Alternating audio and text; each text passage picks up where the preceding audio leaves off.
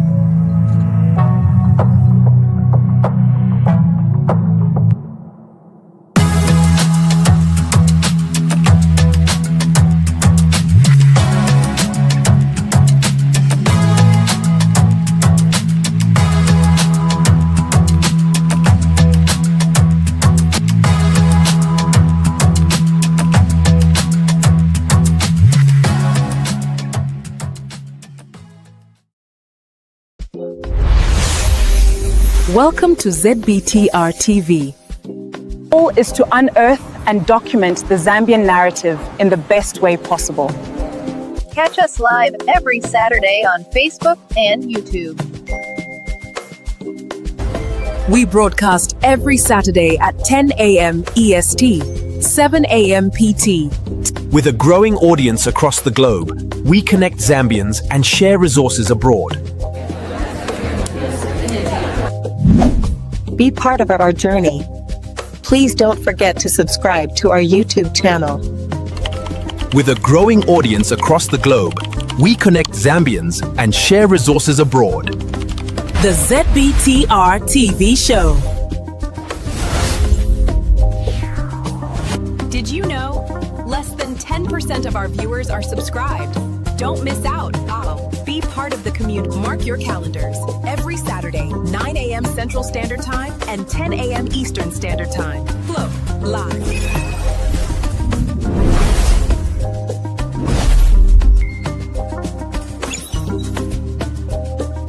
Welcome to the show. Hi, good morning, good evening, good afternoon, everybody. Thanks for joining us. Welcome to the show. It is Saturday, December the 6th. What shall we say? Compliments of the season, compliments of the holiday season. Merry Christmas, happy holidays. Whichever you choose or you prefer, it doesn't matter. We are in December, that's all that matters. It's holiday time, and up here in North America, it's getting really cold. When it's cold in Texas, Matilda, you know that it is cold. Indeed.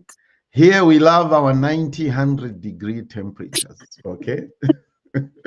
I'll remind you in the summer. I said, remember when it was winter, you said you love your 90 and 100 degrees. Oh, yes, we do. I mean, I was even looking, I'm like, I don't even have a winter coat. I mean... Well, everybody, welcome to the show. This is Matilda, my co-host. She doesn't need any introduction. Once in a while, she thinks about me and comes back, but it's okay. I'm used to being treated like that. Good morning, Matilda. How is Kansas City? Good morning, Nathan. Thank you again for inviting me back. I mean, you think I'm the one who forgets you. You're the one who forgets me, but I'm glad to be back. I can never leave Zambia Blog Talk Radio. Kansas City is cold. As you can see in Zambia, we'll say I'm wearing a mkame. When the mkame comes out, all right. Just know. That's good. All right, everybody, let everybody know, your friends know that ZBTR is live, and tag them and give them a nudge that we're about to get into a very inspiring and a very practical subject which affects young ladies at a very large scale, especially in African countries and communities.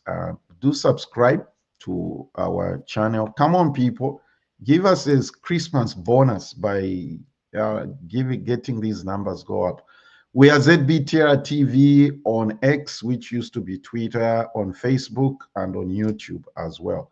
So today, Matilda, that's why I brought you here. I said I can't speak on this subject without having a lady with me. We are greatly privileged to have Emily Cruz from Splash International. She is the director of behavior change. Most of you remember about 2-3 weeks ago, we had Splash International feature on this show for the first time.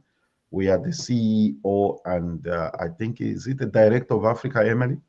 Executive director, yes. Executive director for good morning and welcome. Good morning. Thank you for having me. I'm so excited to discuss this very practical topic, as you named it, with you guys today. So I'll let you know. This is very practical. This is not something hypothetical or a pie in the sky, like they say. This is a very practical subject, and it affects people in a real sense and in a real way in a lot of parts of the world.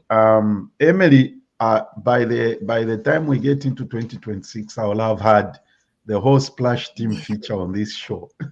I hope so. My colleagues were jealous that I got to talk with you both today. So that's nice. Let's begin by, let me ask you this. Share a little bit about your own background and the work you do around behavior change. Sure. So to start, Splash International, in case your viewers didn't tune in to the conversation with Eric and Carol, my colleagues, Splash International is a water, sanitation, and hygiene organization. We work in schools in urban contexts exclusively, and we are working to make sure that kids have clean water to drink, hand washing facilities, safe sanitation facilities, and then all of the education around how to maintain sanitation and hygiene and menstrual health, because that's a big part of that. So we design school-based curriculas to make sure that kids have the knowledge and skills needed to live their lives with dignity. We previously, in our first phase of what we call Project WISE, Wash in School for Everyone, we were in India and Ethiopia, and now we'll be expanding to Zambia and 2 other countries, Tanzania and Malawi. Oh, wow. It will be our first foray into this expansion because we were received with such positivity and momentum, and all of us have really loved building relationships with Zambian colleagues and partners so far. But my own background, I am a behavior change specialist. I've been with Splash for almost 7 years, which is a very long time. Yes, in today's world, people switch careers or jobs like every 2 or 3 years, but I stayed at Splash for 7 years because the momentum that we have is pretty amazing and unique. So I've loved working at Splash. My background is in behavioral change. I got my degree from Johns Hopkins, Master's of Science in Public Health. And I've always focused in on gender and adolescent girls and their experience of water, sanitation, and hygiene, education, because girls have a very different set of barriers and lived realities that I don't think have been fully considered by the global health agenda. So that's a lot of the work that we're doing at Splash, is making sure that girls have everything that they need to go through their life with the skills and knowledge to live their lives with dignity. Excellent. I'm particularly interested in the aspect of behavior change. Could you speak more to that as well? I like learning new things. Yes, of course. So what does behavior change entail? It is a loaded phrase describing this body of work. So a lot of the behaviors that we recognize are necessary to see improved health or increased levels of dignity or increased knowledge are behavioral. So there's executive knowledge, which is understanding if I wash my hands, I'm removing germs from my hands. So that's an executive level of knowledge, and that drives hand washing behavior. And then there's reactive. So these ingrained habitual behaviors that you don't really have to think about. And then there's a lot of other things that come in and shape the way people choose to do certain behaviors or not throughout their day. And they're very social normative. And that's where MH, menstrual health, really falls, is in the nexus of levels of knowledge, practical skills, but also their felt experience, their social environment. Levels of shame and stigma can drive a girl to act a certain way. Perhaps she has a very supportive family who spoke to her about her menstruation before she started menarche. So those social factors drive behavior as well. So when we're talking about the sector or the body of work that is behavior change, it's considering all of these things. And there's many different interventions that can drive certain behaviors related to health and well-being. I bet we can do a whole show on that subject. We really Absolutely. Yeah, we need to do that. So let's dive into this before Matilda comes in here. So what menstrual health challenges are most pressing in communities where Splash is working, particularly across Africa? Right. So lack of access to safe sanitation is a big one for girls. So we find that a lot of the schools that we're entering into to work in, they don't have sanitation facilities that are well maintained, that have doors that lock, are well lit, are accessible and close enough to the school that the girls feel safe going to them. Because if a bathroom is really far away from her classroom, there's increased risk of like security things. Is she going to miss class? Is she going to be allowed to go to the bathroom? And then also for the menstrual health side of things, managing her menstruation, is there a disposal bin for a used product? Is there water for washing? So there's a lot of different challenges on the infrastructure side of things. And then there's this other side of menstrual health, which is like the social experience. Does she know about menstruation? Does she feel shame about her body and the changes she's going through? So these barriers are things that we're addressing in our curricula, but also in our sanitation infrastructure. Wow. Speaking of behavior change and menstrual, anything related with menstrual, there are a lot of things that are considered taboo in African culture. And I'm not sure about Europe, but across the globe maybe, but mostly Africa, I'll speak on that. From a behavior change perspective, what are some of the biggest misconceptions or cultural taboos surrounding menstruation that impact girls' health and education? The one that we've seen really persist even after our curricula has been delivered, and the one that I think is the most dangerous to girls, is the readiness for marriage. The belief that when you start your period, you are now ready for marriage. And we know that biologically, maybe they've started their periods, but their bodies are not done growing. Their hormones are still adjusting, and the risk of birth complications and also just, maturity wise, entering marriage as a child still is extremely dangerous to the health and well-being of girls. But this belief that readiness for marriage starts at menarche, it definitely persists in a lot of the places that we work, both urban, and we've seen this rural belief much more pervasively as well. So outside of the readiness for marriage, we see things that are more religious in origin, this belief that you can't attend your different religious services or pray during your menstruation, that you're unpure or impure. And then also that you can't be cooking in the kitchen. That's something that we see a lot in Ethiopia, where we worked previously.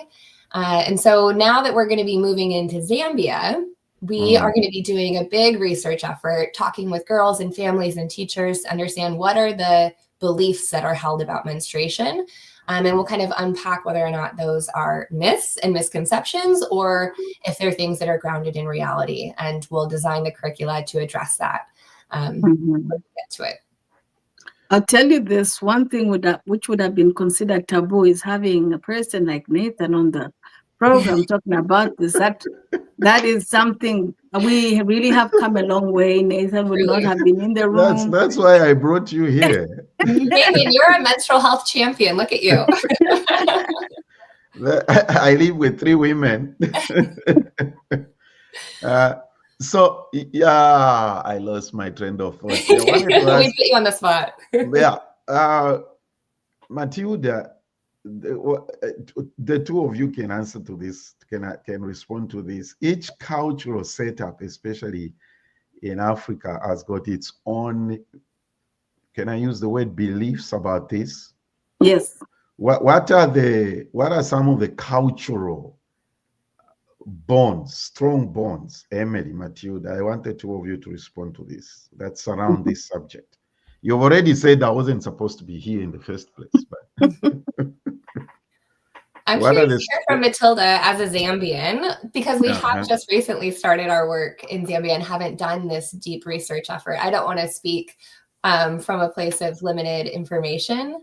So Matilda, maybe we need to include you in our design activities where we're really unpacking the different levels of misinformation related to menstrual health. Absolutely, absolutely.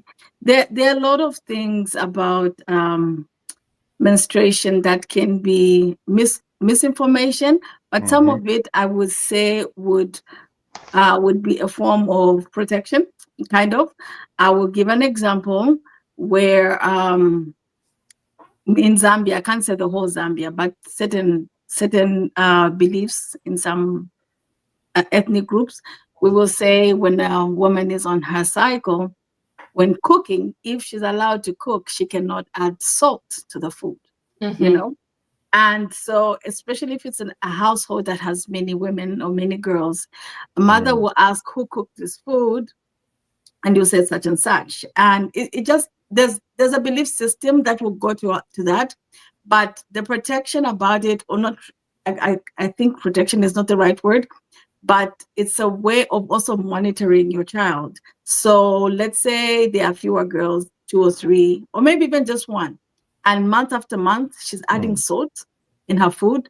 The mother will know that she's not had her cycle, which means she's pregnant without even asking if she's been pregnant, because there was no time in that month that she did not stop adding salt.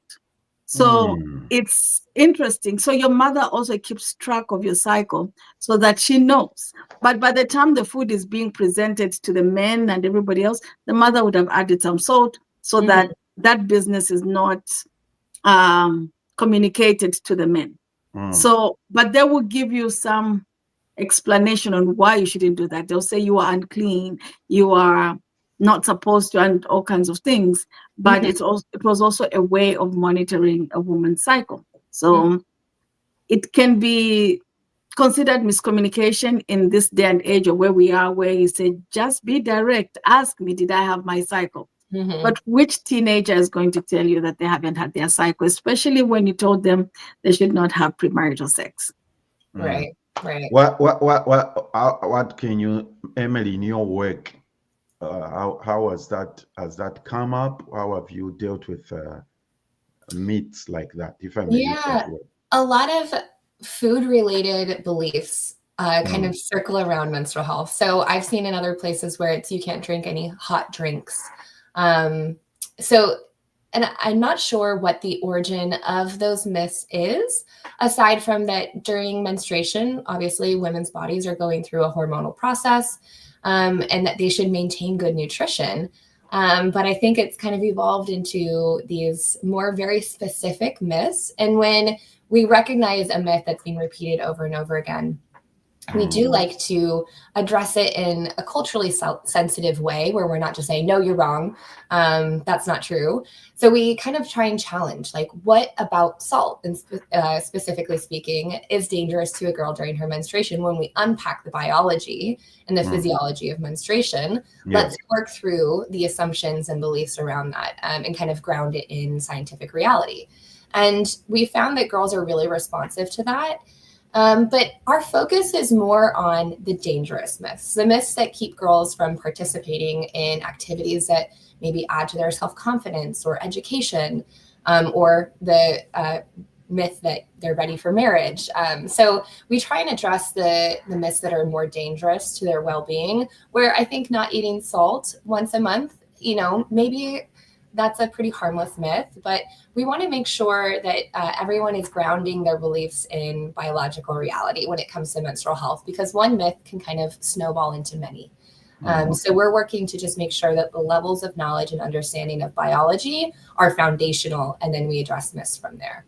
I think that's a very key point that you raised there. Yeah, so I can see how that your work is really, it doesn't just, it's not just like restricted or minimized to the providing the product, but also a lot of educational aspect to it, right?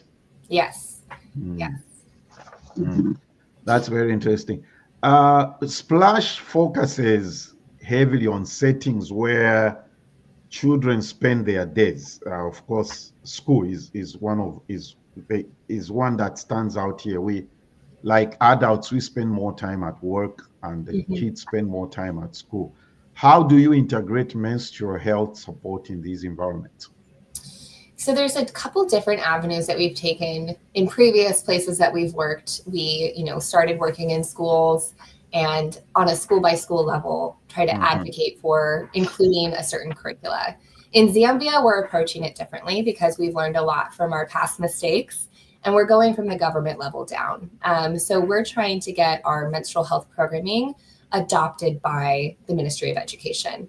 And once it's integrated in the national curricula, then we know that it's going to be sustainable after splash leaves, because we're not setting up a Zambia country office and planning to stay for forever. We want to be in Zambia for about 5 years and get our curricula and educational programs integrated into the national standards. And then we'll be able to take our programming to a new place once we've seen it scale successfully. Okay. And so speaking of government, are there any specific steps that the government is taking to address menstrual hygiene in management in schools and communities? And what are they doing to ensure that there's sustainability in pad distribution, if you have a program like that? Yeah, when we came into Zambia and started our conversations with the School Health and Nutrition District or Division, and then the Ministry of Education, we found that there are existing guidelines that the government has kind of given their stamp of approval on. We just see them really inconsistently executed across the schools. So our hope is to come in on the work that the Zambian government has already done and just build off of it and make it more consistent across the schools. And then in terms of product provision, Splash does not come in and donate, 1 million pads for the government to distribute to the schools, because a huge part of our work is meant to be this systems level change, this sustainability approach. So I've been having conversations with a couple different organizations about building the market for low cost, high quality menstrual products. And I had a conversation earlier this week about how to make menstrual products easily accessible and affordable. And a lot of it is at that policy level with the government, because the tax structure needs to make the market environment amenable to a low cost menstrual health product. Because we found that many products are coming into the country and they have a high import duty, they have a surtax, and then they also have the VAT. So all of these tax considerations add to the unit cost of a menstrual product and make it very cost prohibitive to young girls to be able to use. So we're hopefully going to be doing some government level advocacy to make sure that the tax environment is appropriate for a menstrual product and that it's not tagged as a luxury good, because it certainly isn't a luxury to menstruate, as Matilda and I very much understand. But my research in the Zambian context has kind of shown that there's already a lot of work being done on, addressing surtax and import duties. It's really just that last mile of removing VAT from the products and categorizing them as an essential good. So Zambia is already well on its way to making sure that products are accessible and affordable for young girls. Something you have said has reminded me of the previous question on myths. Would everyone consider menstruation as a curse? Because that is something that is, I think, maybe even religious wise, it is considered that. Yes. And some women will say the women's curse. So would you call that a myth, fact, or other? So that is something that comes up very frequently in our myth conversations across all the countries that we've worked in. And I think the belief that menstruation is a curse, it's often framed as a curse from God, or women's curse from God. And I challenge that, because menstruation, especially the start of menarche, it signifies health. It signifies well-being, that your body has the correct body fat percentage, that you're well fed enough to menstruate. We know that when people aren't eating well, that their cycle often it pauses and doesn't come regularly. It's also a woman's ability to conceive and produce children, which is a beautiful blessing. So we try and challenge that myth. obviously menstruation it can be inconvenient. It's a biological reality that we have to deal with on a monthly basis. But if we have the social environment, the products, and the infrastructure, it won't feel so inconvenient. It'll feel like just a monthly reminder that our bodies are healthy and doing what they're meant to do. And it's a beautiful thing, and we should embrace it, huh?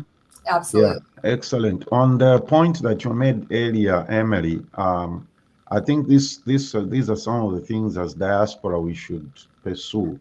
One of our colleagues here watching says they should be tax-free. Let's advocate. I agree with that, Eureka. We need to do that. And another one over in the community says, if that's adopted, it would be great, making these things tax-free. Yeah. These are some of the things we should be advocating for. And, Absolutely.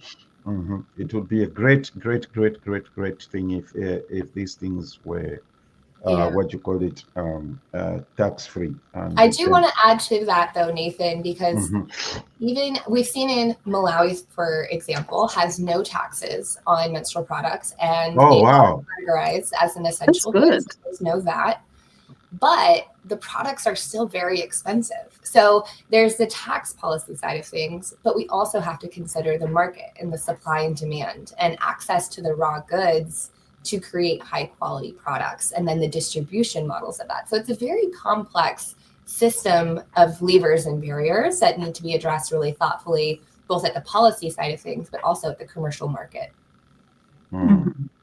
Excellent. There's a question I had, and I'm sorry if I'm taking you back on, like we had mentioned before, like even Nathan being in the room would have been considered taboo. So when you go into the different spaces that you're in, and soon you'll be in Zambia, but just from your experience, what role do boys, caregivers, male teachers play in creating a program that is supportive to menstrual health, the ecosystem, and what is Splash doing to engage them? Yeah, I love this question because Splash is one of the first organizations to have a distinct boys puberty program. So we designed a program that is specific for young boys, and we train male focal teachers on delivering it. So we go to the school administrators and say, who do the boys really look up to? Who's the one that has the most influence with these young adolescent boys? And they select these 2 male teachers to be trained on the program. And they come in, and there's a big workshop. When we were designing the programming, we found that if we focus specifically on menstrual health, we lose their attention very quickly. They want to understand their female peers' experience, but young adolescents, they want to know what's going on with my body, because boys are going through a big transition as well. And I think that, in the spirit of addressing menstruation, we often forget that puberty for both genders is incredibly complex and has so many social related challenges that need to be addressed. So for boys in our puberty program, we address body hair, body odor, acne, toxic masculinity. That's a really important one. Wet dreams, all the things that young boys are like, what is happening to my body? And throughout those modules, we also include menstruation so that they know the names of their own anatomy, but the names of their female peers' anatomy as well. And so at the end of the program, they sign a pledge that they are going to be menstruation allies. And it's a really beautiful program that has resulted in boys participating in Menstrual Hygiene Day. It's an international celebration day that all the schools kind of have these big assembly style programs, and boys will get up in front of like 5,000 of their peers and show how to put a pad on a pair of panties or different things. Really? So really breaking the stigma and making champions out of these young boys. And that's amazing. I think that's an amazing. Can you imagine doing that yourself, Nathan, as a young man or a grown-up man, and just be in this room and talk about something like that? You have to pay me a lot of money. I know, but the young boys, they love it because they feel like I'm doing something to help my sister or my mother, or I'm breaking the silence, and it's really powerful. It is. So when you did that program that you speak of, where like at assembly, and then the boys are doing that, okay, which obviously speaks to the power of behavior-centered change, right? Mm-hmm. That's what it's there. So what are some of the things when you do programs like that? What worked and what I would say surprised you? Yeah, so the main objective of the boys' puberty program was to reduce levels of teasing between female and male peers, because we find teasing to be a huge problem for girls as they start their periods. Often, if they have had a menstrual leak, the people that they're worried about seeing their stain on their dress or their skirt are their male peers, because their female peers understand and have a level of empathy. And so the program was meant to address teasing, and we did see a decrease in teasing, but not as big as we were hoping for. So we're really looking for new ways to continue to build levels of empathy in young boys. And I'm speaking from the context of Ethiopia, because that's where we've had our programming rolled out fully and we've been able to measure for impact. But we've been doing a design activity in Zambia, kind of light touch formative research right now to start the process of designing our programming. And we find the levels of empathy and allyship in boys to be actually a lot higher.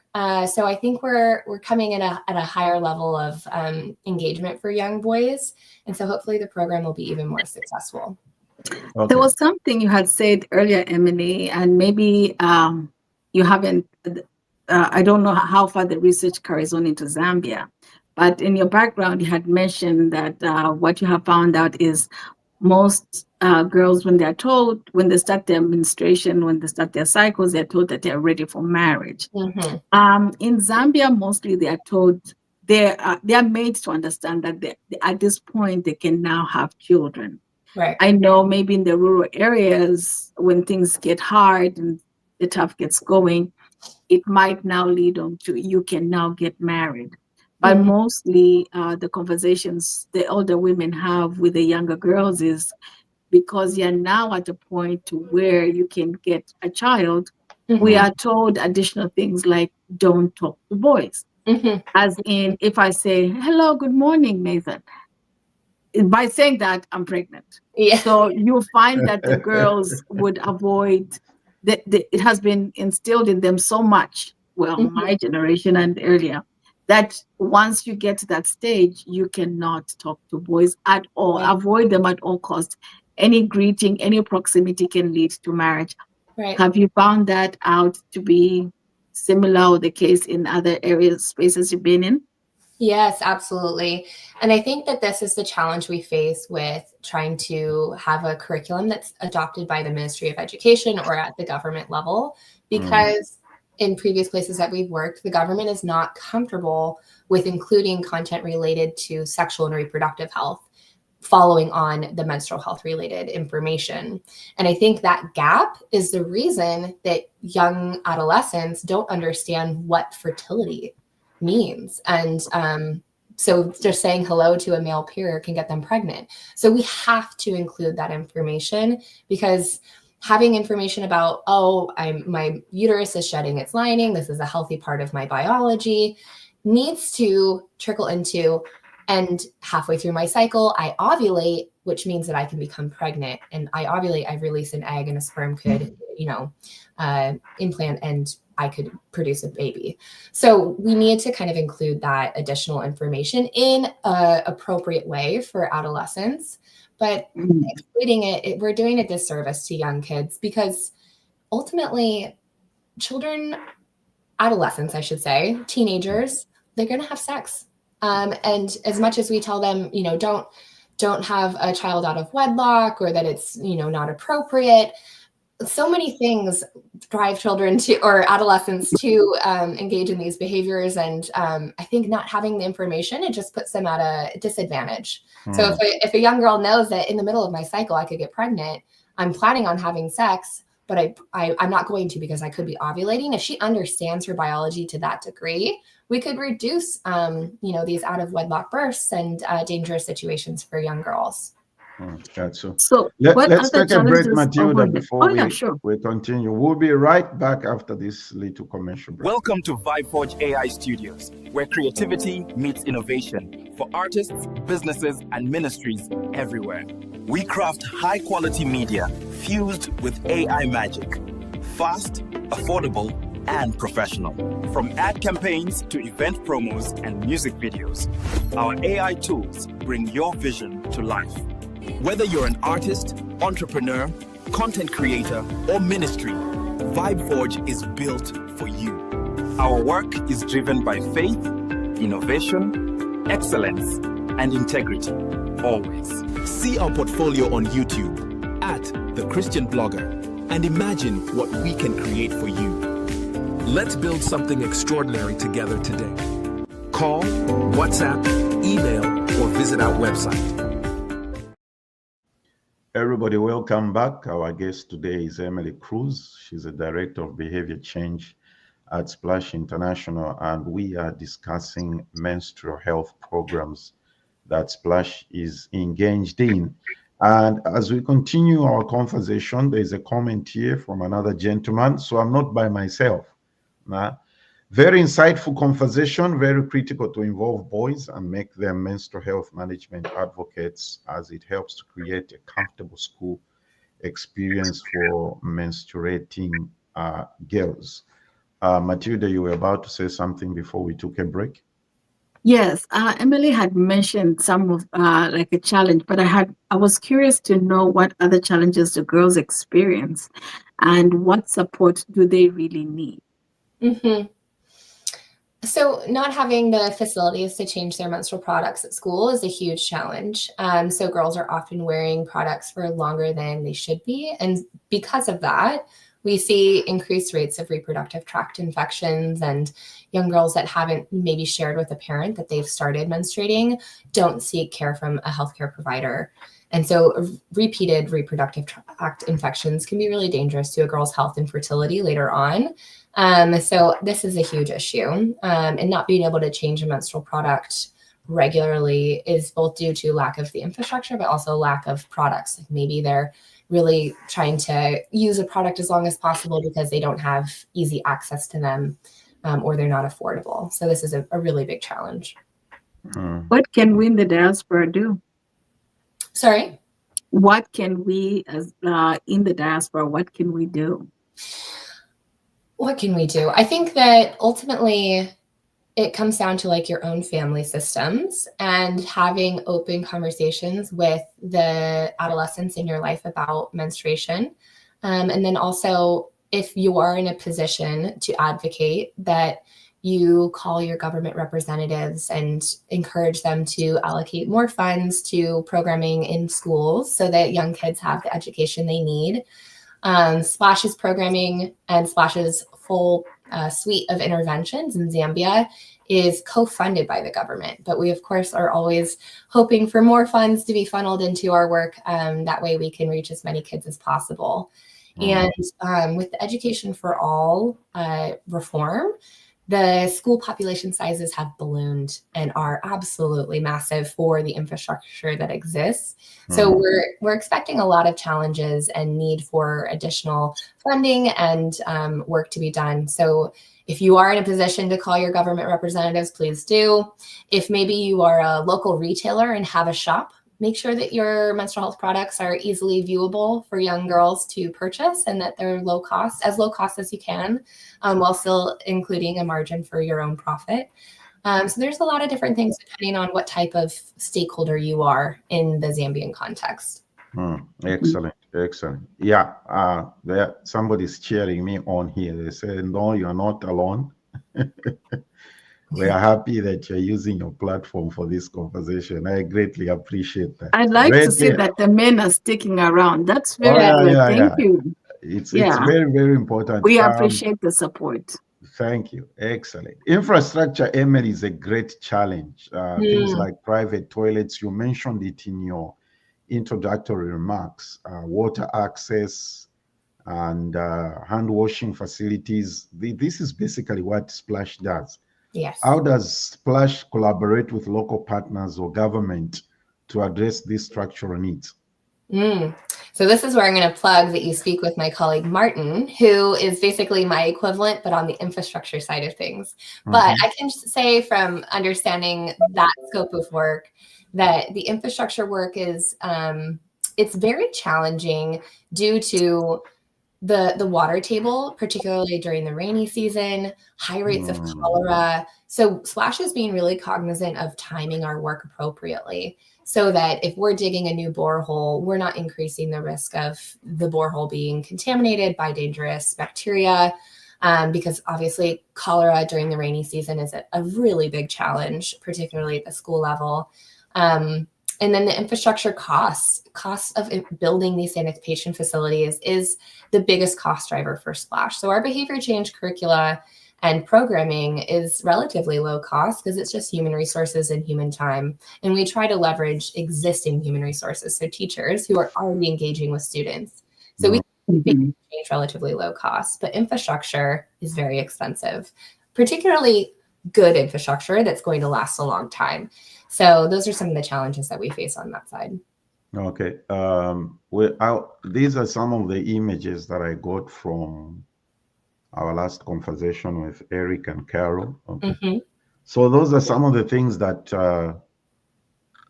Splash puts in place when they go into these places. Okay. Yes.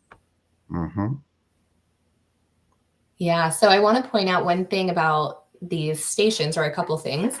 So the previous photo was an orange hand washing station. So it's designed specifically for you to be able to put your hands under the tap. There's soap to the left of this young student. And then in the second photo, it's a blue station. It has enough room to put a water bottle under, or it's a bubbler where she can drink directly from the station. And that is intentional and shows the beauty of behavior change, because the orange station is meant for hand washing. And so that reactive understanding that the students will know orange means hand washing, blue means drinking. So that's a good one. The type of water that is accessible is safe for drinking. Above the hand washing stations, we usually include mirrors. So that encourages young students to want to go up to the station and check their appearance. And it encourages them to wash their hands post-toileting or before meals. So that's very important. Excellent. That's a very good observation. That's a good point you make about blue being for drinking and orange for washing. Excellent. Yes, that's amazing. Okay. You know, behavior change is very interesting. When I lived in Florida, in some parts of the city that we lived in, it was so emphasized. There was something that would tell you that this water is only for watering your grass. You cannot use this water for drinking. Non-potable. And this, yes, you know, but then they'll tell you something like it's reclaimed water. If our reclaimed water, we don't even use such terms, but it got ingrained in our minds. The water outside is for watering your grass. The one inside is safe for you to drink. And now you won't find me outside drinking from the your behavior. It changed my behavior. That's very, very interesting. Yes. Emily, what are some of the most meaningful stories you've encountered in your work? Moments that highlight why menstrual health matters for girls' dignity, safety, and educational successes. Yeah. I mean, I have thousands of specific stories from young girls, young boys, and parents.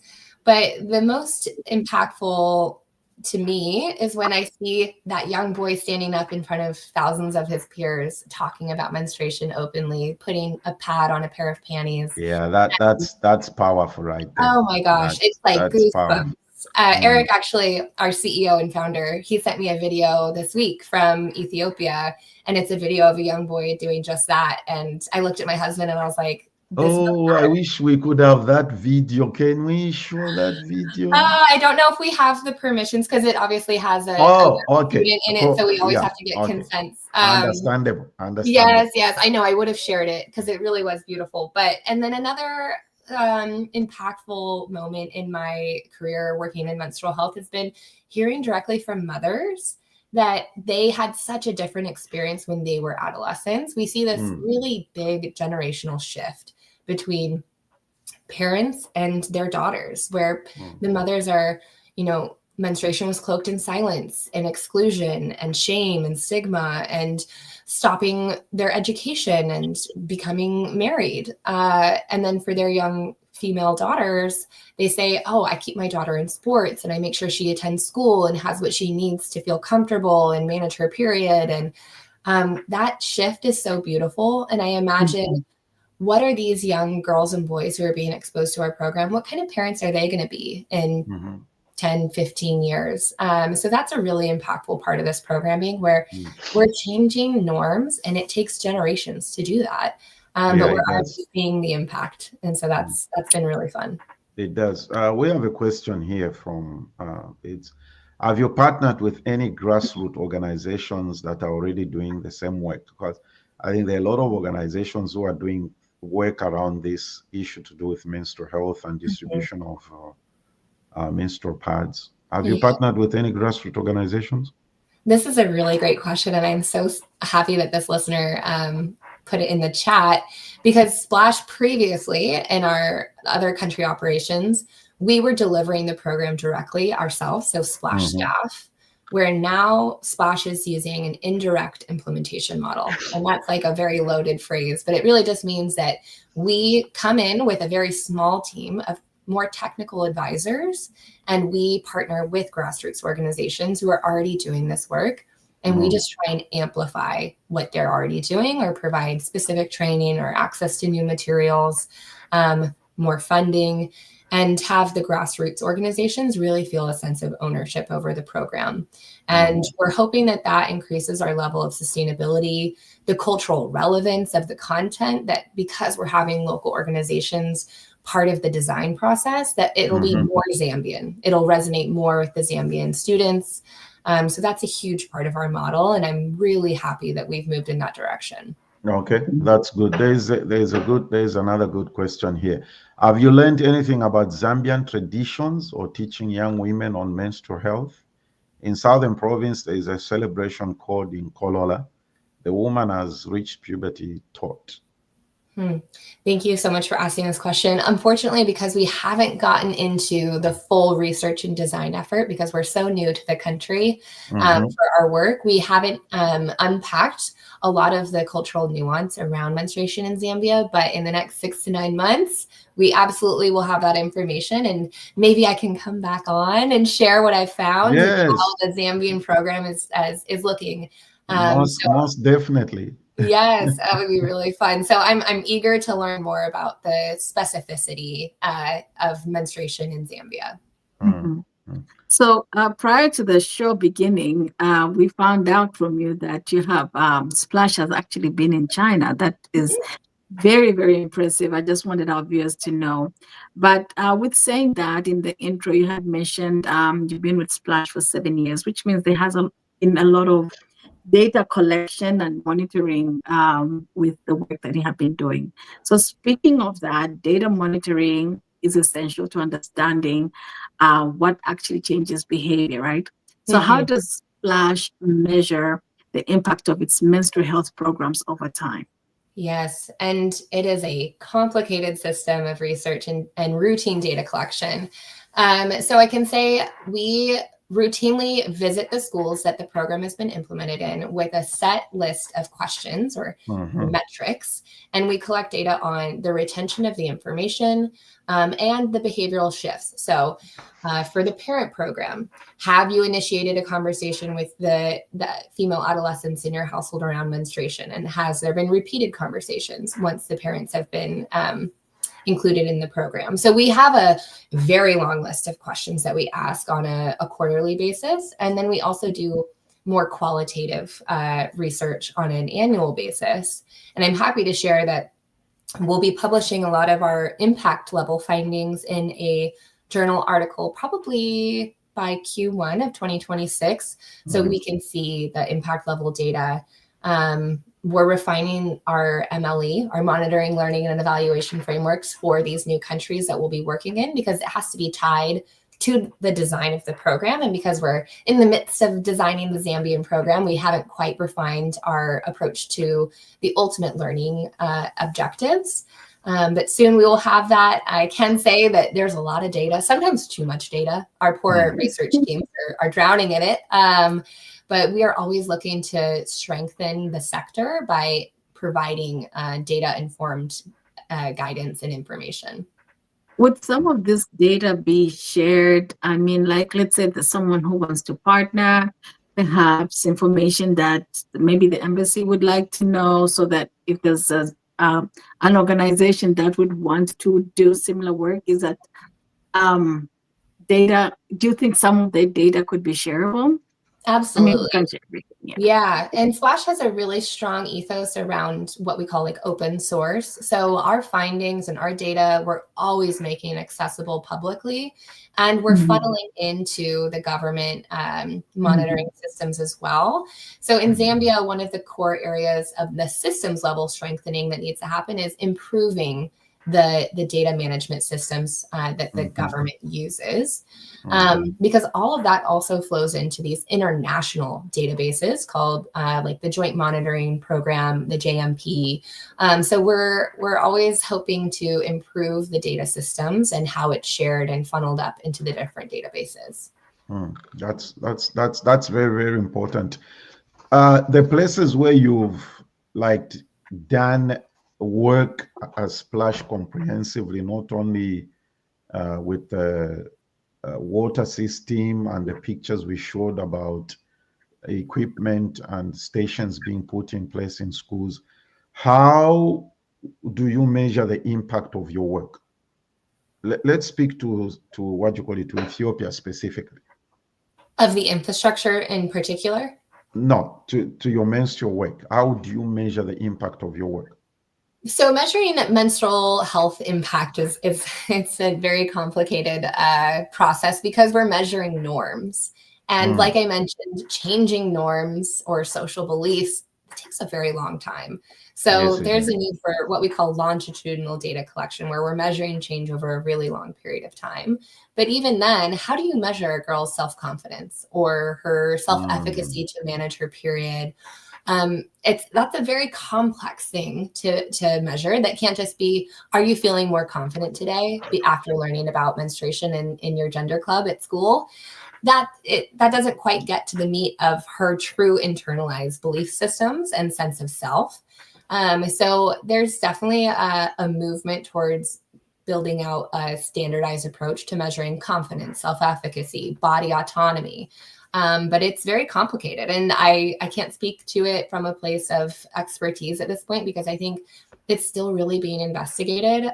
Splash is doing its best to contribute to this investigation of like, how do we truly measure norms and internalize beliefs? But it's a process that we're kind of in the middle of the journey. So hopefully in 5 years, Nathan, I can report back that we've really honed in on exactly how to measure increased levels of self-confidence. I think a lot of different sectors like psychology and gender equity and things like that will really benefit from it as well. But yeah, those are very important questions, like especially, the point you just made about gender equity and all those things, because I think it's important to get some measurable statistics or information, because you can even see this war battle is also going on the political front. How many women are, all these things and, stuff like that. Yeah. We're trying to, as we conclude here, for listeners, for people watching, these are online stuff. Somebody's going to watch this 2-3 days from now, who want to support menstrual health efforts across Africa. What actionable steps, big or small, can individuals, schools, or diaspora communities take? Well, to start, if you want to learn more about Splash's programming, you can visit us at splash.org and toggle to the menstrual health page. You'll get a lot of information in the form of research briefs and design briefs and things like that. And then I think that, like I mentioned earlier, it's really just in your own homes, in your own communities. raising the visibility of menstruation and talking about it openly and with comfort and confidence so that it doesn't remain the stigmatized topic that it has been historically. So I'm on here speaking with both of you about menstruation very openly, maybe making some viewers a little bit uncomfortable. I can't believe she's saying these words so openly. But we have to have the dialogue. It's a biological reality for women and girls. It's not something to feel shame about. It's a sign of health and well-being. So I think really just in your own communities, talking about menstruation is the biggest thing that you can do. Excellent. All right. That's I think to that point, Yareka says you can actually tell the difference between a girl who is empowered in one way or another, and you can tell from the way they express themselves and eventually the choices. That is so true. It's so true. Everybody, let's make this thing go viral. I mean, post it in your WhatsApp groups, and it's important for these things. Matilda, these are some of the things that OZA can pick up and do. I mean, it's I like especially that part. For me, what has stood out of this conversation, Emily, is the guys, boys, men. I was about to say the same thing. That's very, very important. That's very, very important. Yes. Yeah. It's because I've said this about many things, Matilda. You know that those that watch, you heard me say, I live with 3 women in the house. I have conversations with them about, I encourage them. There's nothing like this is for men or this is for women. Right. When you encounter my girls, you better be ready to get into a serious conversation. Yes. They are not pushovers. Yeah. And that's one thing I like about this platform as BTR, Nathan, is we don't shy away from topics. And I remember the first time I talked about the fibroids and heavy menstruations that women go through, the response that we got was overwhelming, and it was very, very positive. It shows that we are still lacking in having these open conversations, but this is good. Like Nathan, my takeaways for the boys. I mean, you've said a lot of information, gave us a lot of information that is very useful, but I would like to see more engagement with the men and the male community population taking part. But water is important. What the work you're doing, we cannot thank you enough.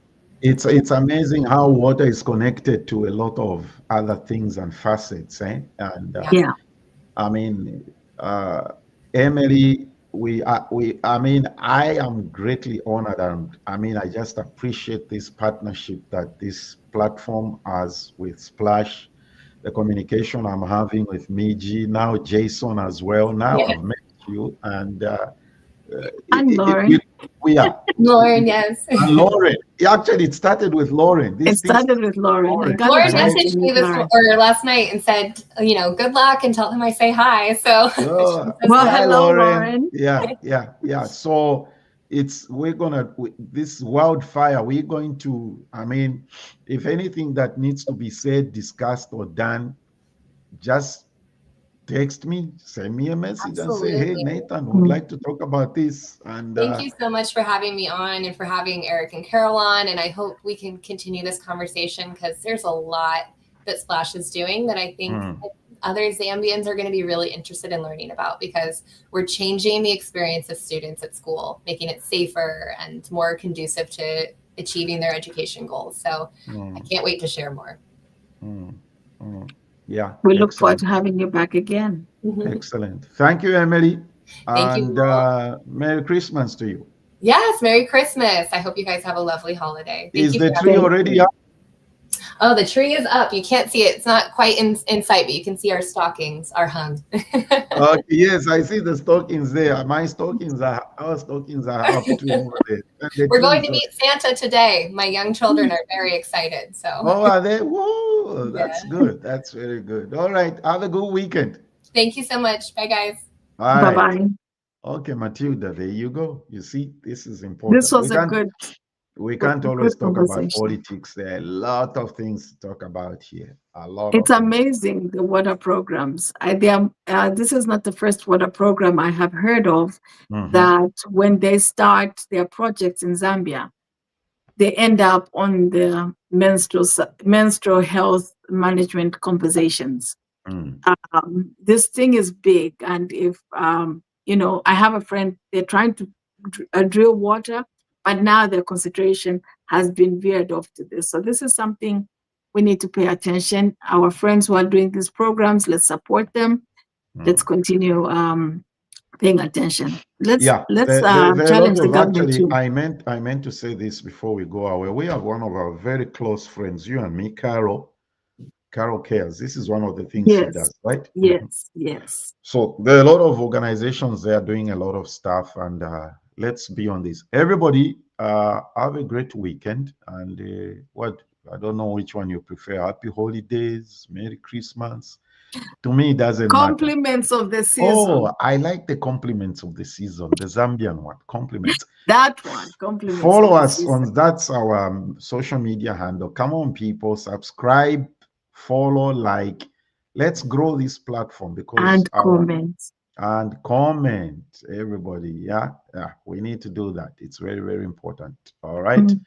So have a great weekend, everybody. Join us next week. It's our 3rd week. So my young friend will be here, Muhambi.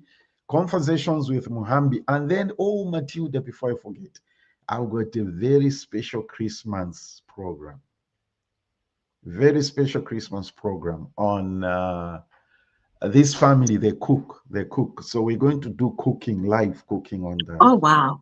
Yeah, so look forward to that on 20th, I believe, on 20th. Okay.